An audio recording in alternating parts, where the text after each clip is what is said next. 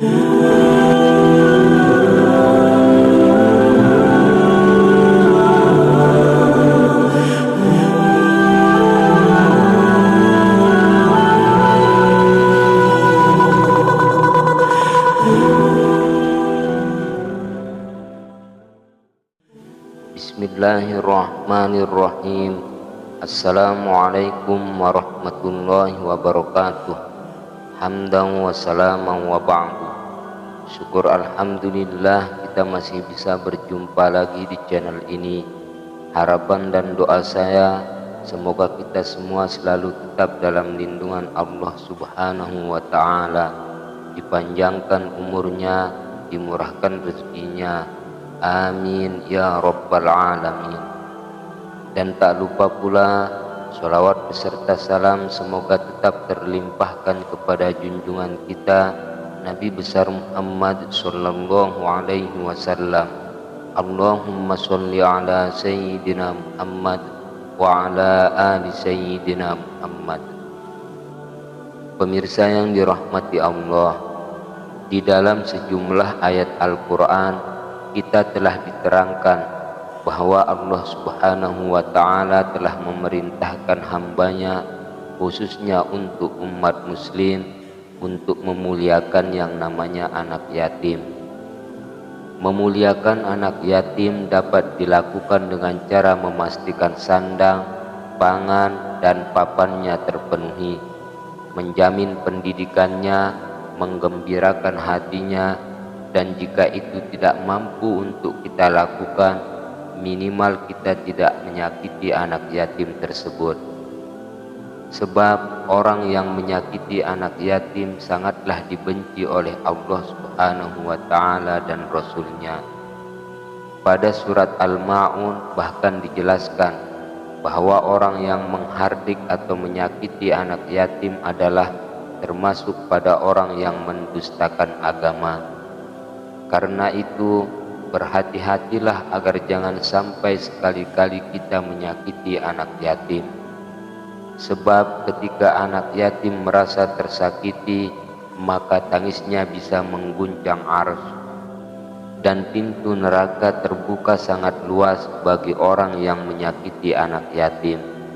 Sebagaimana dijelaskan oleh Rasulullah Shallallahu Alaihi Wasallam dalam wasiatnya kepada Ali bin Abi Thalib radhiyallahu an, yang dapat ditemukan redaksinya dalam kitab Wasiyatul Mustafa yang disusun oleh Asy-Syaikh Abdul Wahhab bin Ahmad bin atau dikenal dengan Imam Asy-Sya'rani, yang redaksinya sebagai berikut: wahai Ali, barang siapa yang memerintahkan atau menyeru kepada kebaikan dan mencegah kepada kemungkaran, maka Allah melindunginya dari hadapan musuhnya.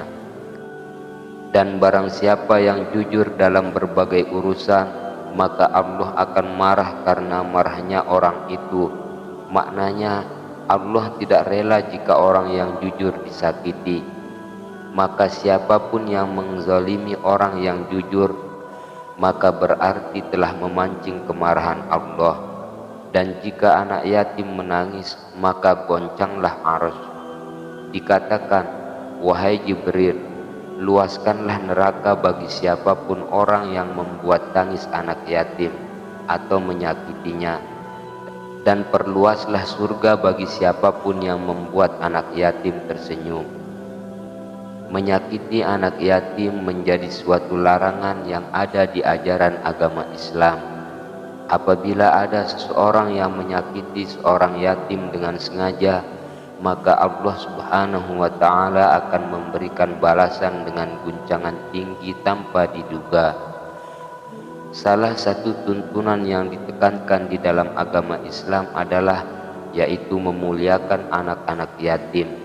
Maka dari itu semua orang tidak diperbolehkan menyakiti orang yatim jika tidak ingin mendapatkan balasan yang setimpal nantinya. Anak yatim adalah termasuk anak yang diistimewakan di dalam Islam karena sudah ditinggalkan oleh orang tua pria di saat usia belum balik.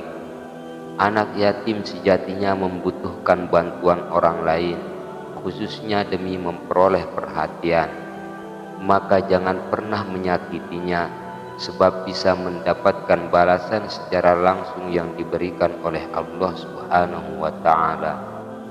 Sebagai umat Muslim yang hidup di Indonesia, sebaiknya kita selalu merawat anak-anak yatim agar mendapatkan pahala. Berikut ini adalah beberapa balasan menakutkan untuk orang yang menghardik anak yatim. Anak yatim banyak ditemukan di Indonesia dan hampir sebagian sudah dirawat secara benar supaya kita lebih paham tentang ajaran Islam di Indonesia. Berikut ini adalah balasan untuk orang yang sengaja menyakitinya.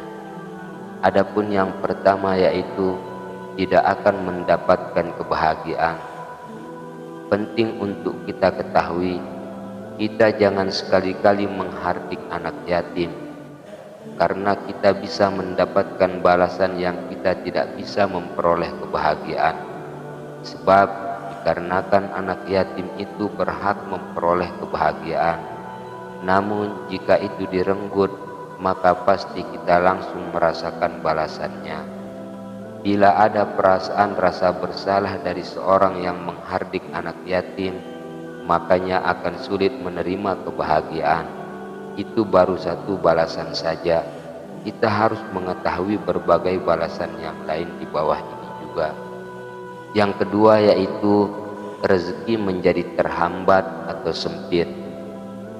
Apabila pihak tertentu menyakiti salah seorang anak yatim, niscaya akan mendapatkan balasan lain, yaitu berupa rezeki kita menjadi terhambat.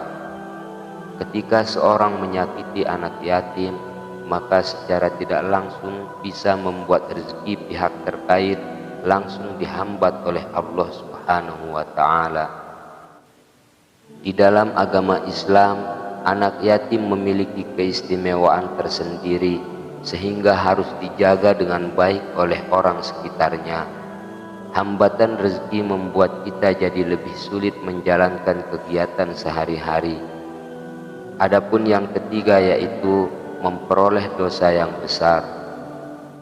Ketika anak yatim merasa tersakiti oleh kita, maka dipastikan langsung memperoleh dosa dan mengurangi pahala. Semua orang pasti tidak mau memperoleh dosa.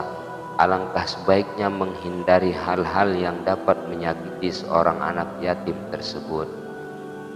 Dan adapun salah satu cara agar kita tidak terjerumus pada menyakiti anak yatim yaitu dengan cara merawatnya, seperti memberikan bantuan materi dan non-materi. Dosa yang dihasilkan atas hasil menghardik anak yatim bisa membuat seseorang masuk neraka juga. Adapun yang keempat yaitu jiwa tidak akan pernah mengalami tenang. Anak yatim merupakan anak yang sudah ditinggal oleh ayah karena meninggal dunia. Ada balasan lain ketika menyakiti seorang anak yatim yang membuat jiwa semakin tidak tenang dan akan merasa ada gangguan. Ketenangan jiwa akan selalu terganggu apabila kita pernah menyakiti anak yatim secara sengaja di kehidupan sehari-hari.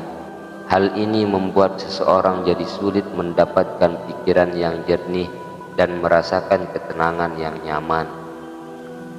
Adapun yang kelima yaitu masuk neraka.